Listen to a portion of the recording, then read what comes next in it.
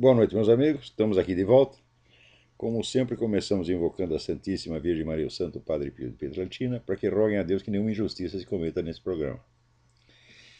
Queria aqui avisar a vocês que de 23 a 28 de maio de 2011, eu vou estar aqui proferindo em Colonial Heights, Virgínia, o curso Metafísica, a Estrutura do Ser, com o seguinte programa. Primeira aula, revisão histórica, metafísica de Platão, metafísica de Aristóteles, metafísica escolástica. Aula 2, revisão histórica, parte 2, a metafísica moderna, Descartes, Spinoza e Leibniz. A crise da metafísica moderna, Hume e Kant, Fichte, Schelling e Hegel, o abandono da metafísica no século XIX, a metafísica oriental e seu impacto no Ocidente no século XX, a fenomenologia e Martin Heidegger, a metafísica de Xavier Zubiri, a metafísica de Louis Lavelle. Aula 3. Juízos de existência e de necessidade. Necessidade e possibilidade. A metafísica como estrutura da possibilidade. O fundamento metafísico de todo conhecimento científico. Metafísica, teologia e vida religiosa. Aula 4. Ser e não ser. O infinito, o mundo dos princípios, a onipotência, o logos divino. Aula 5. A estrutura do cosmos.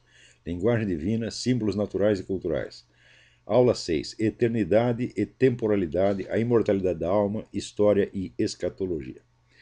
Informações e inscrições pelo e-mail edui.ferro@uol.com.br ou pelos telefones 041 9974 4443 e 041 9650 9671 com o famoso senhor Edui com Y.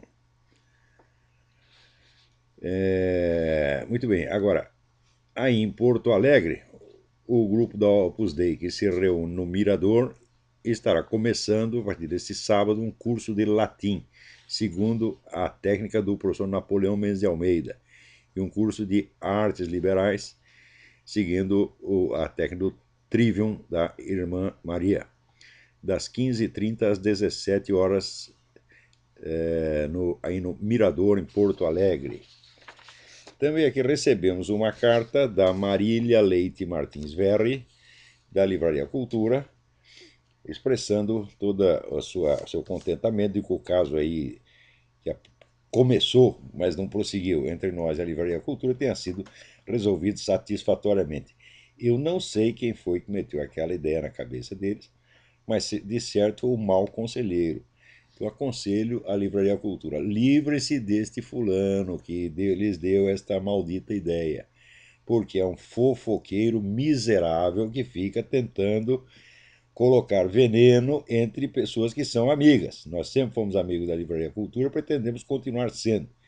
Então, acabou a fofoca. Muito bem. Aqui eu recebo uma carta da senhora Raquel Carvalho, dizendo que ela está muito preocupada porque o filho dela vai na escola, na faculdade, e ficam metendo merda na cabeça do garoto, né? E a última que disseram para ele é o seguinte, é que a campanha dos cristãos contra os preservativos ajuda a disseminar a AIDS na África. Olha que dona Maria Raquel Carvalho, ela me pergunta o que fazer. Eu digo, é muito simples. Você peça para o seu filho, deve ter um computador, que ele vá à internet e procure a palavra Uganda. Uganda. Escreva Uganda e depois escreva AIDS. E você vai ver o que acontece. Uganda, quer dizer, é um país cujo presidente é católico e que instaurou lá uma forte campanha incentivando as pessoas ao sexo monogâmico, a não ficar trocando de parceiro toda hora. E é o único país do mundo que conseguiu uma vitória espetacular sobre a AIDS. Em Uganda, AIDS não é mais problema. Você conhece algum outro país onde AIDS não é problema? Então, Uganda, dona Maria Raquel, se o seu filho não sabe, diga para ele, Uganda fica na África. O único país que venceu a AIDS fica na África. Ô moleque besta! Dona Maria Raquel, puxa a orelha do rapaz e diz para ele estudar. Se ele não quer estudar, pelo menos faça isso. Vá lá na internet e escreve assim, Uganda, U-G-A-N-D-A. Dá um espaço e escreve AIDS, A-I-D-S. Tá? E vai ver o que acontece. Pelo largar de ser burro e teimoso, talvez não seja burro, talvez tenha até um rapaz inteligente. Mas não adianta ter inteligente no Brasil, porque você vai lá para a escola e os caras liquidam com isso rapidamente. Né? Olha aqui, outra coisa. O outro leitor, Márcio Ricardo Rodrigues Melo, do Rio de Janeiro, me escreve dizendo o seguinte: tenho acompanhado seus programas no TrollSpeak e estou com dificuldade em entender um tema que parece simples, mas como nunca foi aos Estados Unidos, ficam sem referência. O que é o nacionalismo americano? Como se expressa? Onde se expressa? Né? Quem são os que estão a favor? E que resistência pode o nacionalismo americano oferecer àqueles que detêm, se é que detêm, o poder pelo dinheiro, como os Bilderberg? Márcio Ricardo, a sua pergunta é tão importante que eu estou escrevendo não um, mas uma série de artigos a respeito para o Diário do Comércio. Porque em um artigo só não dá para explicar. O tema é realmente complexo. Então, escrevi já o primeiro, já mandei o primeiro artigo para o Diário do Comércio e vou mandar mais. Então, olha, para adiantar o expediente, eu vou ler o artigo aqui para vocês. Então, esse é só o começo da resposta, Márcio. Eu te agradeço muito por essa pergunta. Aqui, então vamos lá. Um leitor, Márcio Ricardo, do Rio de Janeiro, envia-me a seguinte pergunta: que é o nacionalismo americano? Por que canais se expressa? Que grande resistência pode oferecer aos que detêm, se é que detêm, o poder pelo dinheiro, como os integrantes do grupo Bilderberg? Fecha aspas. Meu amigo, você fez a pergunta certa. Esse é provavelmente o assunto mais urgente a ser estudado por quem deseja compreender o quadro político do mundo e fazer previsões razoáveis. É também, por desgraça, o aspecto mais ignorado fora dos Estados Unidos, o que torna a maior parte das análises de política internacional, sobretudo as brasileiras, um extenuante campeonato de erros. Por isso mesmo não hesitarei em dedicar à sua pergunta mais de um artigo, se necessário, sem prejuízo do possível aproveitamento deles como rascunhos para o debate com o professor Dugin. Vamos lá. No que diz respeito ao conteúdo ideológico geral, o nacionalismo americano é, em essência, um conservadorismo, empenhado em manter a tradição constitucional e o legado dos Founding Fathers. Isso quer dizer que a Constituição, na perspectiva nacional conservadora, deve ser interpretada segundo a intenção dos seus autores. Espera aí que tem um sujeito vomitando aqui, é um caso gravíssimo. Melhorou? É? Carmou? Então vamos continuar. Isso quer dizer que a Constituição, na perspectiva nacional conservadora, deve ser interpretada segundo a intenção de seus autores, não deformada por arranjos posteriores, que a pretexto de fazer dela um documento vivo, entre aspas, expressão do Al Gore, tratam logo de sepultá-lo. A ideologia dos fundadores da República Americana foi uma síntese originalíssima que harmonizava as reivindicações práticas do iluminismo com as exigências e princípios do cristianismo bíblico. Parênteses, foi só nos Estados Unidos que se conseguiu fazer isso, né? A explícita inspiração cristã da Constituição e das leis americanas foi tão bem documentada nas 1000 páginas do livro clássico de Benjamin F. Morris, The Christian Life and Character of the Civil Institutions of the United States, de 1864, que qualquer tentativa de questioná-la ou relativizá-la é coisa de evidente má-fé. Nossa Constituição, afirmou o segundo presidente americano, John Adams, foi feita somente para um povo moral e religioso. Ela é totalmente inadequada para o governo de qualquer outro povo. Os americanos são o único povo em todo o universo que é governado por uma Constituição cristã, que, ademais, tem consciência disso e que continua vendo aí uma das fontes principais de inspiração para suas lutas. Ao ponto de que mesmo os políticos hostis ou indiferentes ao cristianismo se veem forçados a fazer-se de cristãos para não perder votos. Barack Obama, anticristão e pró-muçulmano, submeteu-se a essa ginástica só até o dia da eleição. Tão logo se sentiu seguro no cargo, deixou de frequentar os cultos dominicais, mesmo os da Black Liberation Theology. Isso já basta para demonstrar o quanto é falsa a opinião do professor Alexandre Dugin, segundo a qual o iluminismo materialista e individualista, defendido por Sir Karl Popper em The Open Society and Its Enemies, é a ideologia dominante dos Estados Unidos. Como poderiam 2 séculos de constitucionalismo cristão ser apagados da noite para o dia pelo livro que um austríaco publicou em Londres em 1945 e que, em número de exemplares vendidos na América, nunca foi páreo nem sequer para os discursos de Billy Graham, quanto mais para os de George Washington, Thomas Jefferson e John Adams, para não falar da Bíblia do Rei James. De fato, o popperismo é sim a ideologia dominante da elite globalista. Mas a prova de que esta não representa a população americana nem as tradições do Estado americano é que só consegue, quando consegue, impor as suas políticas, camuflando-as muito bem na linguagem tradicional do nacionalismo conservador. Lyndon Johnson foi um artista nisso. Barack Obama só mostrou algum talento nessa prática durante a campanha eleitoral. Depois de eleito, cometeu gafe atrás de gafe e se revelou. Se ao observador estrangeiro a visão duginiana do americanismo parece verossímil, é por uma razão que já mencionei 1000 vezes. O nacionalismo conservador é ainda a opinião majoritária entre os americanos, mas só tem público dentro dos Estados Unidos, e nenhuma projeção na mídia internacional amplamente dominada pela elite globalista e seus sócios na Europa e na América Latina. Quem quiser tirar a coisa a limpo, que venha aqui e acompanhe o debate político interno. A força do nacionalismo conservador é tanta que já consegue até estourar as manobras com que os globalistas vinham sutilmente, desde os anos 50, infiltrando gente sua no Partido Republicano, nominalmente a fortaleza dos conservadores.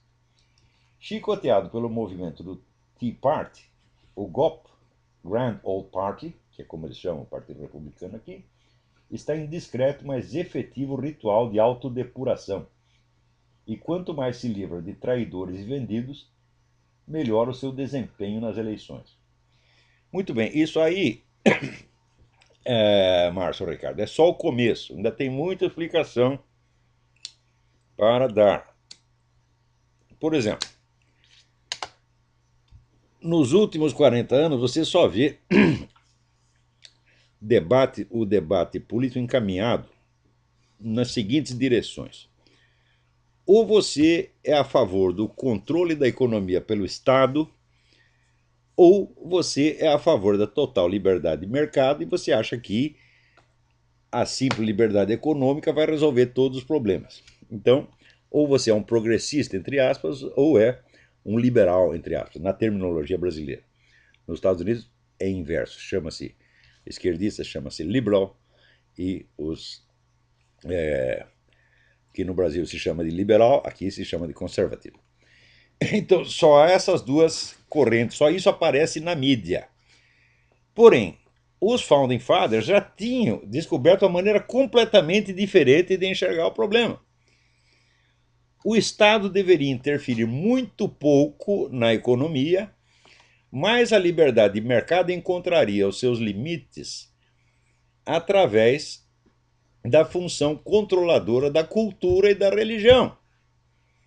Então, quer dizer, o que deve refrear os abusos do capitalismo não é o Estado, é a sociedade organizada através das igrejas, das escolas e da pressão da opinião pública.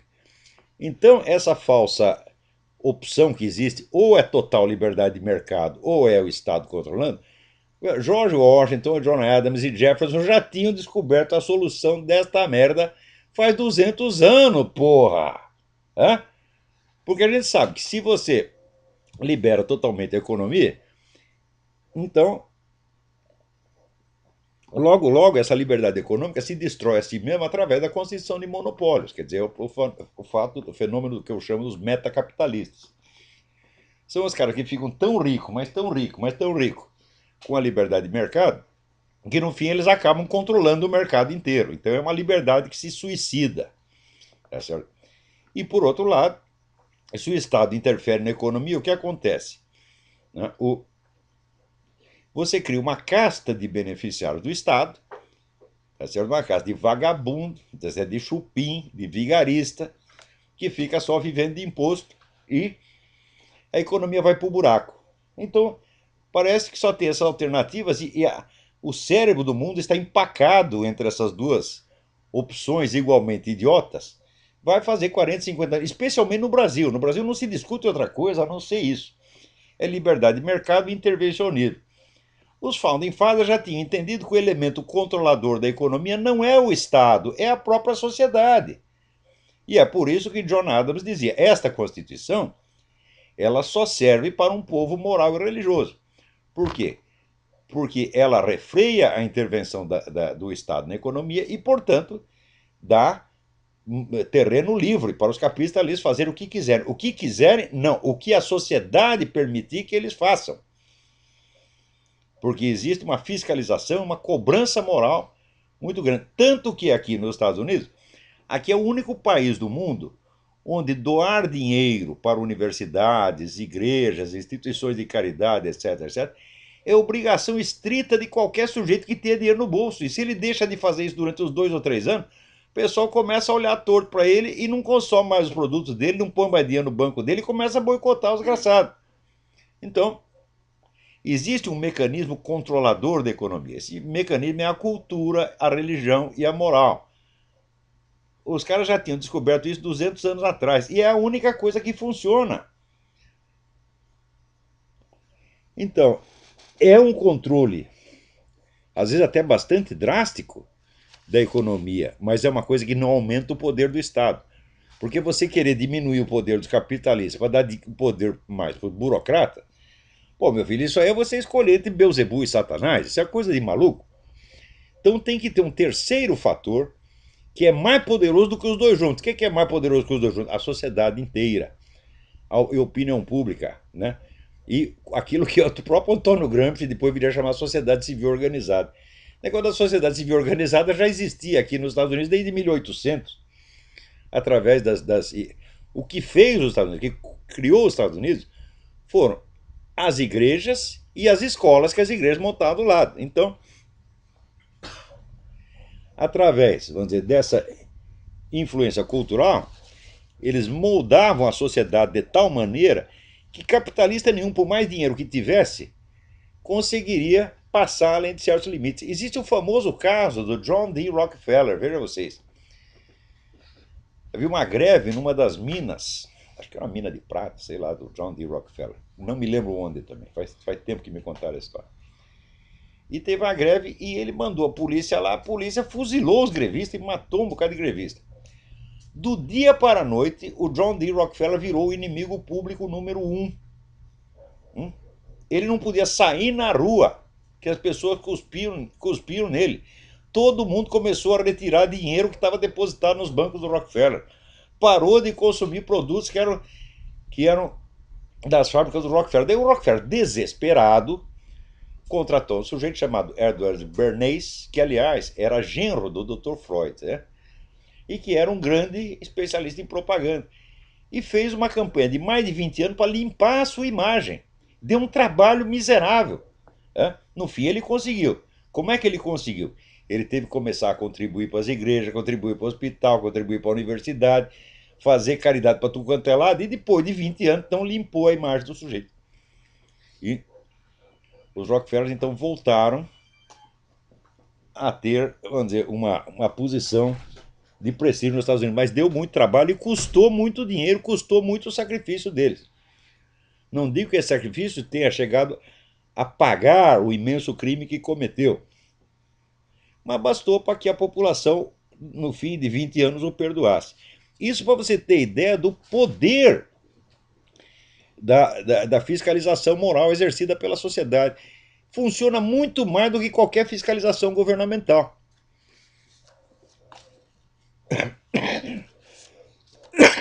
Muito bem. Então, o nacionalismo americano. Quer dizer, até aqui expliquei o nacionalismo americano apenas sobre dois aspectos. Primeiro, qual é a atitude dele com relação à Constituição e à interpretação das leis. Né? Então, a interpretação, segundo eles, deve ser prevalecer a interpretação original e não uma outra inventada. Porque é muito fácil você pegar um texto e você modificar completamente o sentido dele. Era isso que os filhos das putas estavam tentando fazer aqui através dos juízes. Eles inventaram uma teoria de que o juiz pode interpretar do jeito que ele quiser a Constituição e as leis, pode modificar o sentido das leis, e no fim o juiz vira um legislador, o que é uma coisa absurda, o que destrói completamente a ordem jurídica. Mas estamos tentando fazer isso aqui. Essa briga ainda não está resolvida. Ainda tem muitos juízes que se pretendem legisladores e tem outros juízes que acham que esses primeiros são verdadeiros criminosos. A briga aqui é muito feia, mas nós podemos dizer que o nacionalismo conservador, vamos dizer, na mais modesta das hipóteses, ele domina 50% da opinião pública, o que não é pouca coisa. E tem muita gente, vamos dizer, de dinheiro e que tem poder e que apoia esse movimento. Agora, o principal, vamos dizer, é realmente a contribuição popular, porque aqui todo mundo contribui. Eu recebo aqui diariamente 30 pedidos de contribuição para várias instituições, para movimentos. O americano contribui mesmo, não só contribui, como, veja, faz trabalho voluntário. Metade da população americana faz trabalho voluntário. É a velhinha que vai lá tricotar sapatinho para as crianças pobres, né? Primeira semana que eu cheguei aqui, entrei na igreja, me convidaram para ir na igreja metodista, eu chego lá e estavam fazendo uma coleta de dinheiro para quem? Para os meninos de rua do Brasil. Olha só, vai fazer uma coleta para os meninos de rua do Brasil? No Brasil. Ninguém dá merda nenhuma, porra. Agora aqui os americanos, vocês tendo o chapéu, todo mundo põe dinheiro lá. Então, vamos dizer, esta militância da moral, né, em favor, vamos dizer, do bem, da felicidade humana, etc., é uma das constantes da sociedade americana e é o que explica o verdadeiro sucesso disso aqui. Não é nem o governo mágico que vai resolver todos os problemas e nem os capitalistas geniais que, exercendo a sua liberdade ilimitada, né, vão produzir riqueza e com isso resolver todos os problemas. Isso aí são duas falácias, duas mentiras. Quer dizer, o liberalismo radical e o intervencionismo estatal são duas mentiras. O John Adams tinha razão. Uma Constituição que estatue a liberdade de mercado só pode funcionar onde tem um povo moral e religioso, porra. É que vai impor limites naturais à atividade capitalista quando ela transgredir as leis morais. É só isto que funciona. Você acha que por quê? Você pega um país qualquer, onde está o povo do país? O povo está em toda parte. E o governo não pode estar em toda parte, porque se ele estiver em toda parte, ele vira o inferno. É a coisa mais. Então o povo é o melhor fiscal. Por quê? Porque ele está em toda parte e ele vê tudo. E ademais, quando vem o prejuízo, é no bolso dele. Então ele sempre sabe onde está doendo. Então, esses aí são dois traços do nacionalismo americano. Mais tarde eu vou analisar, em um outro artigo, eu vou analisar qual é a posição do nacionalismo americano com relação à política internacional. Mas primeiro eu quero ver o que o Dr. Dugin vai responder às minhas primeiras observações. Recebi uma carta. Oh, peraí, tem alguém na linha. Alô, quem é? Alô? Não tem ninguém falando nada. Está mudo como um poste. Então, olha, essa semana tem tanta coisa interessante aqui. Olha aqui. A Universidade Northwestern, nos Estados Unidos, resolveram dar uma lição de educação sexual ao vivo. Botaram lá um casal, né, trepando, né? E a mulher ou teve ou fingiu muito bem um orgasmo, né?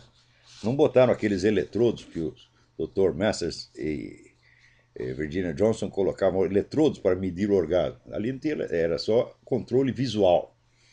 Tá certo? Então, Mais tarde, suponho eu, né, haverá, né, como foi um casal hétero, tá aqui o homem barbudo e a mulherzinha, até bonitinha, né?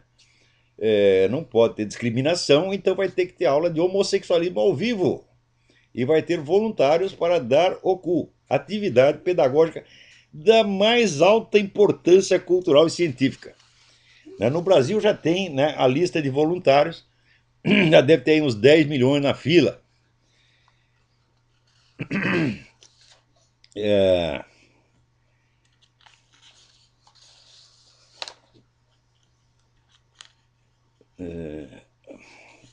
olha aqui, o Rafael Azevedo me manda na cara dizendo, tem um site chamado Escola Kids, né? Tem um endereço no Twitter, tem um site www.escolakids.com, que se propõe a ser um conteúdo de educação para crianças. Veja aqui o que eles ensinam. Os cubanos viviam em péssimas condições, sem saúde, sem escolas e sem emprego. E os Estados Unidos contribuem cada vez mais com o sofrimento dos cubanos. Daí Che conheceu Fidel Castro, líder do exército revolucionário cubano, e junto com os outros companheiros expulsaram os estadunidenses da ilha. A paz voltou a reinar na ilha. As crianças voltaram para a escola, os pais voltaram para seus empregos, os cubanos puderam ter uma vida mais digna. Ai, meu saco! Porra! Cuba praticamente não tinha analfabetos, já tinha o melhor serviço de saúde da América Latina, tá certo? E era um ponto que atraía turistas do mundo inteiro. Dinheiro rolava na época. Cuba era a quarta economia da América Latina, daquele tamanhico, era a quarta economia. Hoje é a 32ª, ou 28ª, sei lá, 28ª economia. Então, e a miséria é uma coisa tão óbvia que eles têm que inventar a história de que, assim, tá, nós estamos miseráveis porque os Estados Unidos não comerciam mais conosco, eles proibiram o comércio conosco. Falaram, uai, mas não era o comércio americano que estava pondo no seu cu? Hã? Tirou o comércio americano? Então virou a teoria do bode, né? Põe o bode, tira o bode. Quer dizer, quando estava o bode, era o bode que criava o problema. Tirou o bode, é a falta do bode. Porra, o que dizer dentro de uma coisa dessa? Quer dizer, não é uma questão de opinião política, né? É uma questão de fato, é uma questão que qualquer um pode verificar, tá certo? Nos registros econômicos da própria Cuba. Né? Se eles estão chorando agora, estamos morrendo de fome por causa do bloqueio. Uai, então não melhorou? Então, naquela época do Batista não tinha ninguém chorando que estava miséria. Né? Aliás, quem foi que tirou o Batista de lá? Foram os americanos que mandaram sair, porra. Os caras que estavam lá na Sierra Maestra desceram da Sierra Maestra e chegaram até a Havana sem disparar um tiro pelo caminho. Não aconteceu merda nenhuma, porra. Leiam no livro do Humberto Fontova, tá tudo lá documentado. E o pessoal fica espalhando mentira. Fala, olha, é como essa que diz que a Igreja Católica, proibindo as camisinhas, está disseminando AIDS na África. É só a Igreja Católica está acabando com a AIDS na África, meu Deus do céu.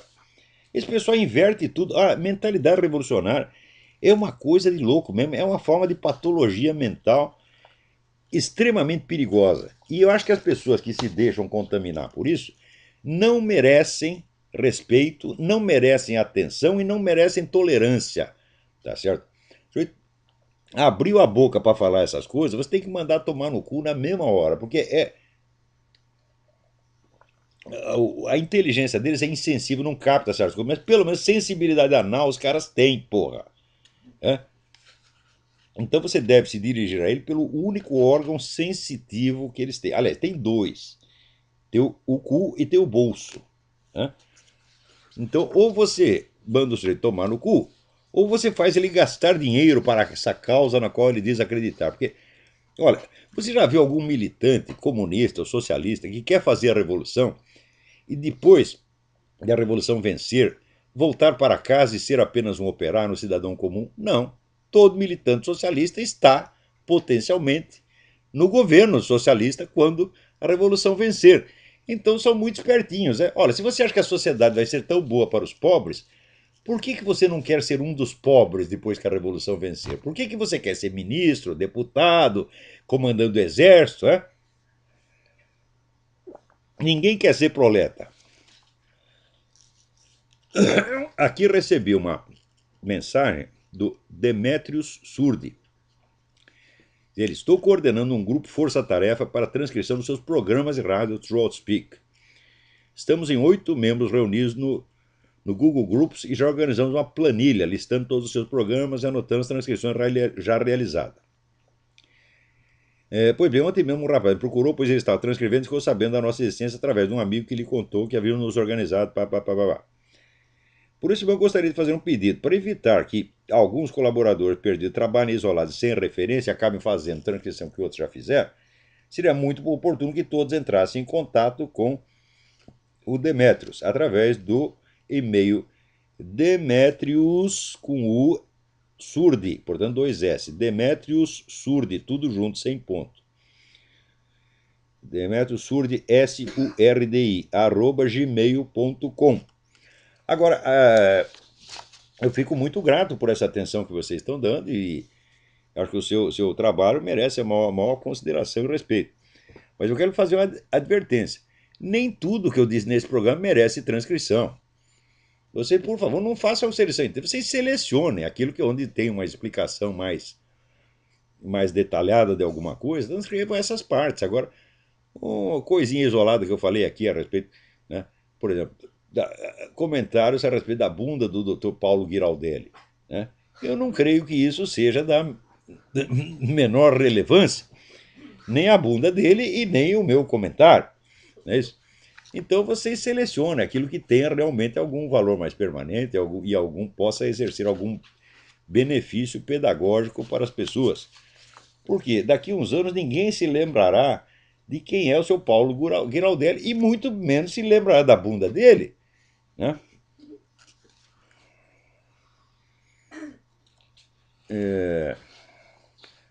Aqui, Gilead Daniel me escreve perguntando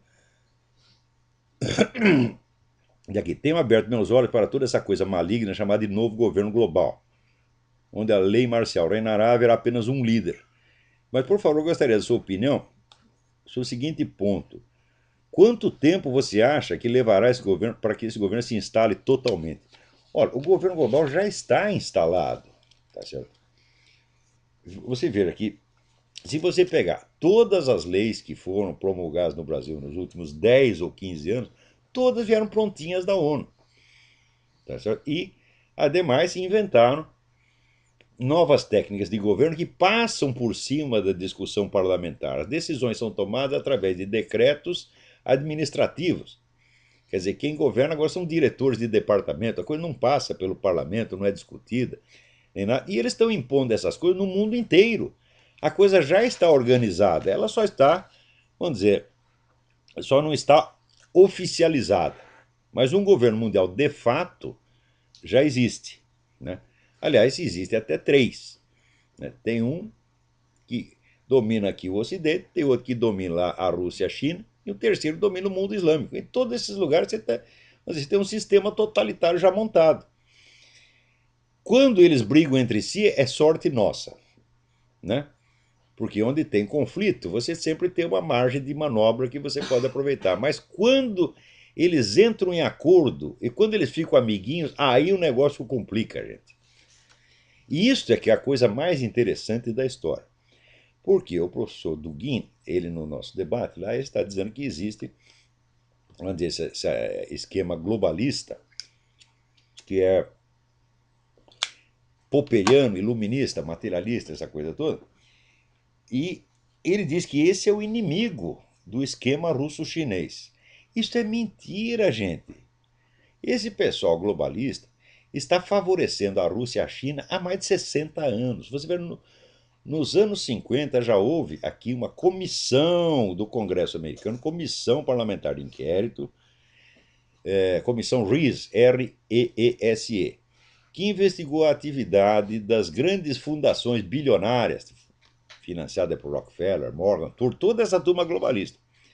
E comprovou acima de qualquer possibilidade de dúvida que esse pessoal estava fomentando tudo quanto é tipo de atividade comunista nos Estados Unidos. Esse pessoal sempre trabalhou contra os Estados Unidos. Depois que acabou a União Soviética, o que eles fizeram? Eles fizeram tudo para restaurar a economia dos países comunistas. soltaram dinheiro para a China. Então o investimento que houve na China foi uma coisa monstruosa. A economia chinesa não existiria se não fosse essa turma globalista. Agora, como é que você vai dizer que os globalistas são os inimigos dos chineses? Oh, meu Deus, vocês não são os inimigos dos chineses. Eles são os patrões e sócios do chinês, porra. Então, esse esquema do professor Dugin, em vez dele liquidar o globalismo ocidental, ele vai liquidar os Estados Unidos e o nacionalismo americano. E daí estará tudo maravilhoso, porque sobrará somente os três esquemas globalistas e eles farão as pazes. Isso é o plano do professor Dugin. Farão as pazes e dominarão o mundo. Agora, acontece que, no meu modesto entender, o esquema russo-chinês pode fazer as pazes com o globalismo ocidental, porque eles já andam de mão dadas, né? Mas o Islã jamais vai consentir em ser governado por essa gente. Tão logo a resistência nacional, as últimas resistências nacionalistas, especialmente dos Estados Unidos e de Israel, sejam removidas do mapa, aí é que vai começar a briga. Hein? A briga vai ser entre o Islã e o esquema russo-chinês, e os outros dois esquemas globalistas, especialmente o russo-chinês. Se eles pensam que vão conseguir controlar o Islã, estão muito malucos. Hein?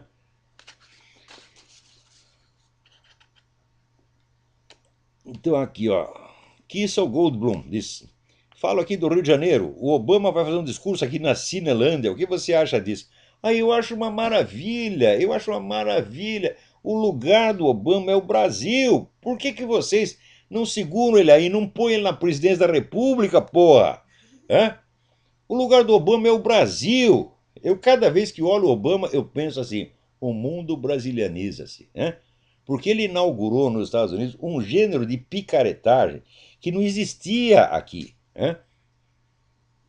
Picaretagem normal aqui é a seguinte: é um presidente que favoreceu lá, quer dizer, indevidamente uma empresa, uma coisa assim, acontece de vez em quando. Mas o Obama, emergente, o Obama chegou na presidência sem apresentar um documento. Ninguém sabe a história dele, ele proibiu a investigação da história dele, quer dizer, ninguém sabe que é o presidente dos Estados Unidos. Né? Então, isso aqui, num país que sempre foi o país da liberdade de imprensa, um país onde tudo se discute, um país onde tudo se sabe, é um prodígio de vigarice como nunca houve. Então, se a juntar esse esquema de ocultação do Obama com o mensalão, você já pensou o dinheiro que essa turma vai ganhar? É um negócio incrível, pô. Quer dizer, o Obama deveria receber uma carteirinha de sócio remido do mensalão. Tá? E governar o Brasil de parceria com Dona Dilma. Né? Pelo menos a história da Dona Dilma se sabe. A gente sabe que ela roubou o dinheiro lá do Ademar, ninguém sabe o que fez com o dinheiro até hoje. Né? Ai, ai, ai. Aqui, Ana Elisa me pergunta: eu sou de Curitiba e estou cansada desse governo e toda a palhaçada que estamos submetidos. Eu, meu marido e minha filha estamos tentando ir embora de uma vez por motivos de revolta e asco com o governo brasileiro. E achamos que o Canadá talvez ofereça boas oportunidades. O que o senhor acha? O Canadá é o país preferencial para o imigrante, porque o Canadá é um país enorme que tem tudo menos gente. Tem espaços vazios imensos e o governo oferece tudo quanto é facilidade, se você topar ficar nas regiões mais frias e mais afastadas, que são maravilhosas, e onde você tem tudo. Né? Quer dizer, agora, com o negócio de frio, toma cuidado, porque brasileiro não sabe o que é frio. Né? Eu lembro quando a primeira vez que eu viajei para a Romênia, eu comprei um casacão lá em Porto Alegre, cheguei na Romênia com o casacão, e eles falaram: você tem roupa de frio? Eu falei: tenho, tá aqui, mostrei meu casaco. Todo mundo, que. Começaram a rir da minha cara. Falaram: isso aí é roupa de verão na Romênia, meu filho. Você vai morrer com esse negócio. Daí eles compraram lá umas roupas para mim que não era roupa, era uma embalagem. É um negócio todo acolchoado, que você fica lá dentro parecendo uma bola de futebol. Né? Então, quando vocês forem para o Canadá, vocês não acreditem em roupa de inverno brasileira. É só isso que você tem que fazer. Agora, o inverno não é ruim, o inverno não é desconfortável e, sobretudo, o inverno é maravilhoso. Visualmente falando, é assim, é como um sonho. Pode ter certeza, vocês indo para o interior do Canadá, vocês vão ficar em algumas das regiões mais belas do mundo. Né?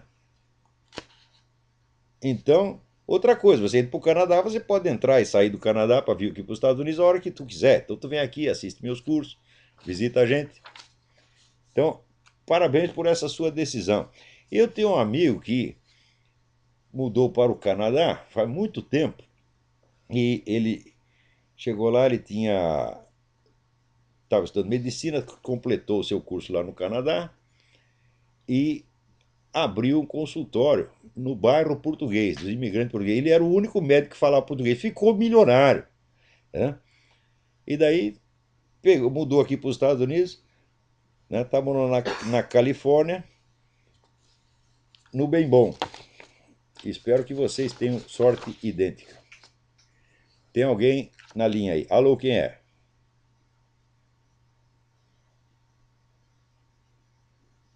Eu não estou ouvindo nada.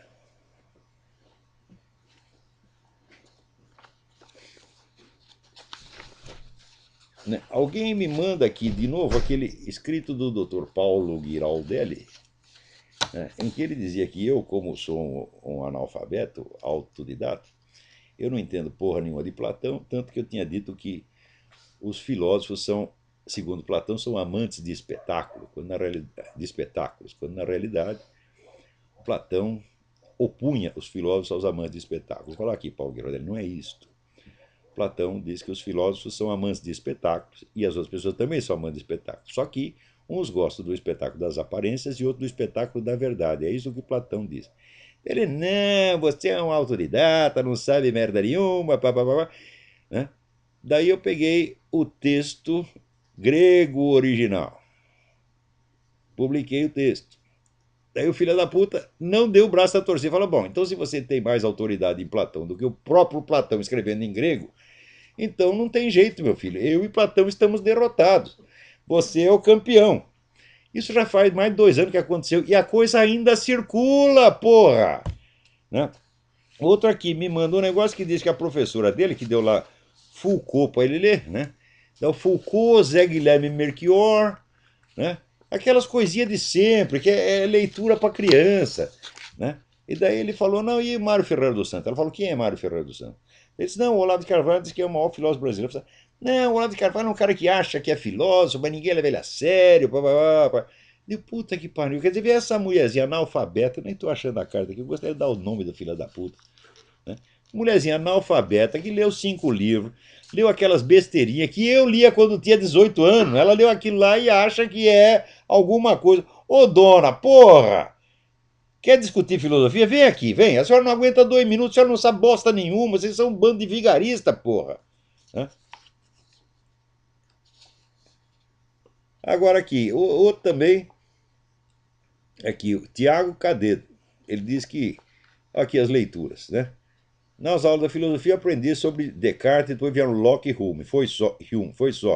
Sociologia, Marx, Weber, Engels e Francis Fukuyama.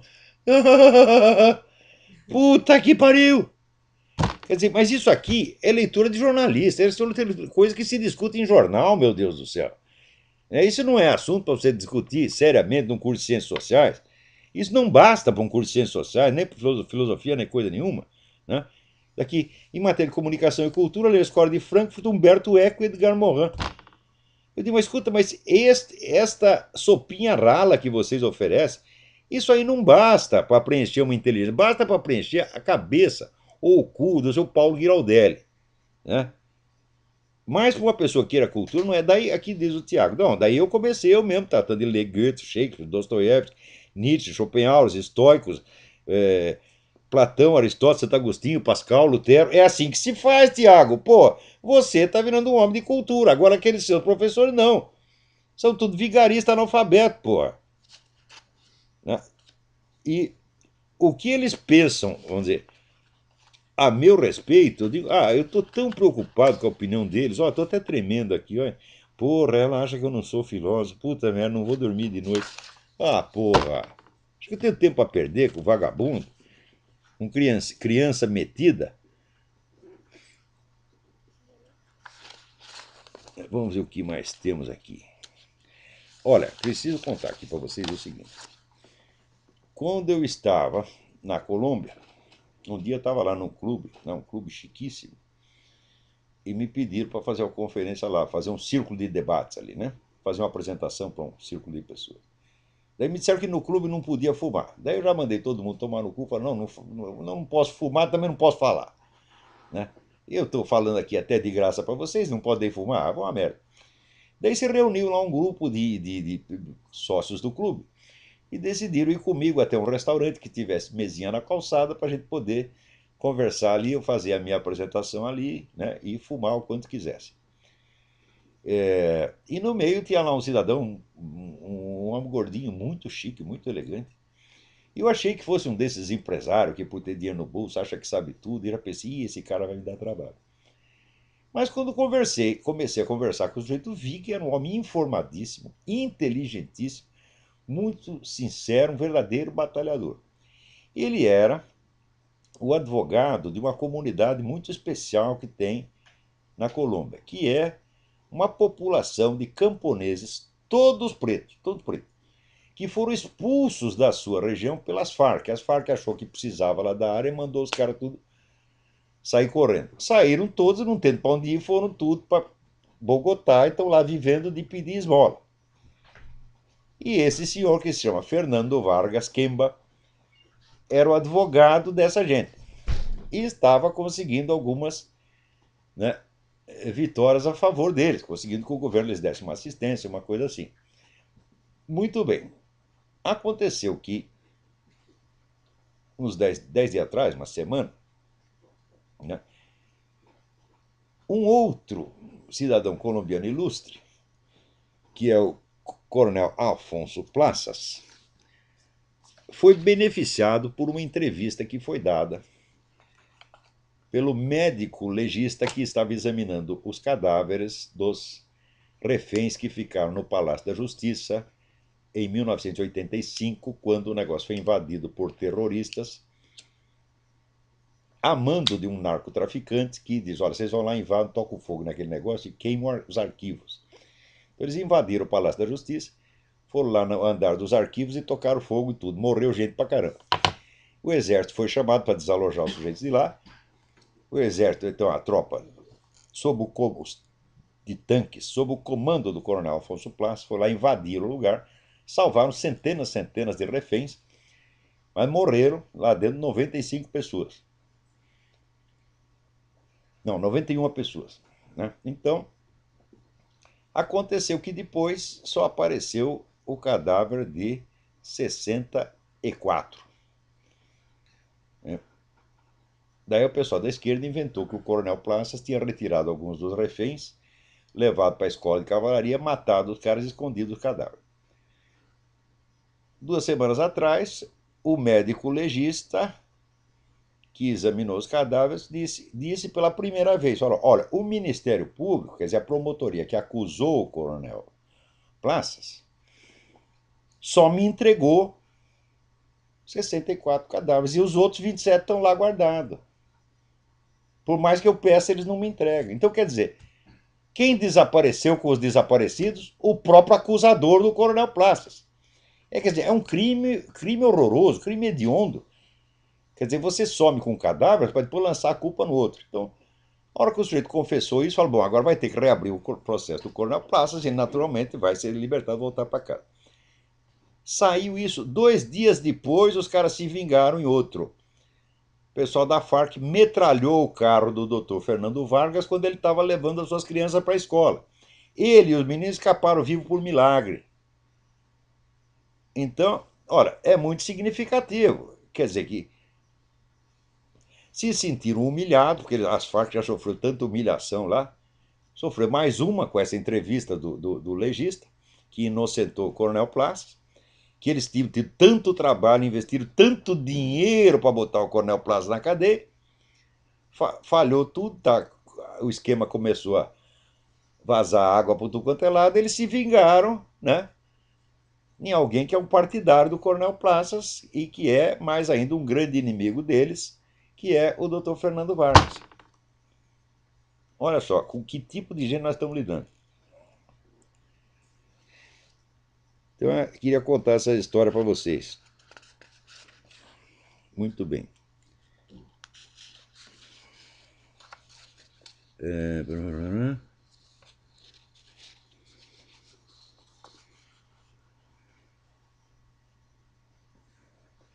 Aqui tem uma carta do Lenilton Morato. A carta é muito interessante, mas não vai dar para responder aqui porque é muito comprida. Eita. Agora, tem aqui um deputado que está propondo o desarmamento da PM de Goiás. Puta que pariu! Hã? Quer dizer, ele quer que os caras vão lá, logo Goiás, meu Deus, ele quer que lá que os caras vão enfrentar os narcotraficantes, né? Com florzinha, é o dia da paz, né? Nós somos da paz, somos da paz. Olha, eu também sou a favor do desarmamento. Sou a favor do desarmamento dos narcotraficantes, dos bandidos. E sou a favor do desarmamento dos deputados. Eu acho que todo deputado ou senador deveria ser proibido de portar armas e proibido de contratar guardas armados para a sua segurança. É? Se você não quer brilhar, você não quer ganhar dinheiro do Estado, tu arrisca a vida, seu filho da puta. Olha aqui. Cadê o nome do cara? Tem aqui. Pô, não acho o nome desgraçado aqui. Eu não sei quem é o deputado, mas olha aqui o seu deputado. Peraí, tá. É. Olha que a coisa foi aprovada na Comissão de Constituição e Justiça da Assembleia de Goiás. O deputado. E o cara é Major Araújo. Major Araújo vai tomar no olho do seu cu, saia você desarmado. Hã? Após que você tenha o seu segurança lá, tudo quanto é deputado tem lá seu segurança contratado. Hã? Então, se o cidadão não pode andar com um revólver na cinta, muito menos pode você andar aí com segurança armada, muito menos pode o seu presidente da República, tá certo? Ou essa vagabunda que governa o Brasil, mentirosa, salafrária, Dona Dilma. Dona Dilma, saia pra rua sem seus seguranças. A senhora não é tão valente, né? A senhora cometia aqueles assaltos desarmados, a senhora ia com estilingue, né? Quando ia assaltar banco, essas coisas. Ora, porra! Quer dizer, o que eles querem é todas as armas para eles. Eu aposto as duas bolas do meu saco. Elas estão velhas, gasta, mas são minhas. Hein?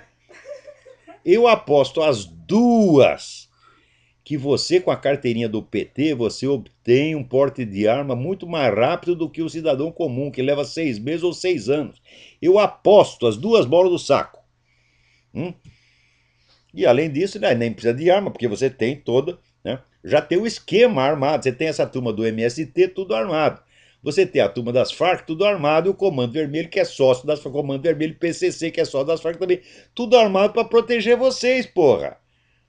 Né? Você já viu essa turma do MST invadir fazenda de algum senador petista? Hã? Quando que isso aconteceu? Nunca. Invadiram até a do Fernando Henrique. Mas de petista, não. Ali é território sagrado, ali não se entra.